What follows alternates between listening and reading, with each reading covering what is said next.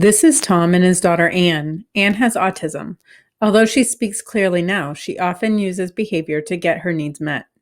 Tom has learned a lot about ABA and recognizes that Anne engages in challenging behavior to get access to things she wants, usually from her brother Ethan. Often when Anne is playing with her brother, she screams. Usually this happens when Ethan has something that she wants. Sometimes Ethan will just give the toy back to her to make her stop screaming, but this isn't fair to Ethan. Tom wants his children to be able to play together, and he's afraid that Ethan will start to resent Anne for always getting what she wants. Tom does some research to try to find an intervention that might help. He finds information about functional communication training that sounds promising. Essentially, FCT provides Anne with a way to get what she wants without engaging in the screaming that happens so often. He saw that the steps for FCT were 1. Complete an FBA, 2. Choose a type of communication, 3. Teach that communication, 4. Practice across settings.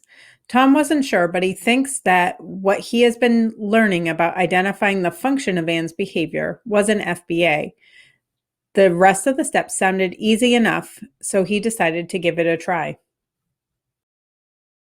Tom watched as Ethan and Anne played with their favorite toys. This was often when Anne became the most upset. When Ethan picked up her favorite toy, Tom used it as an opportunity to teach communication. He told her, "Remember, you can ask for a turn." He waited to see what would happen. Although she didn't ask for a turn this time, she also didn't scream, so Tom saw this as progress. He continued to watch for opportunities to teach Anne to use words to get what she wants. He decided to focus on teaching her to ask for a turn with her favorite toys.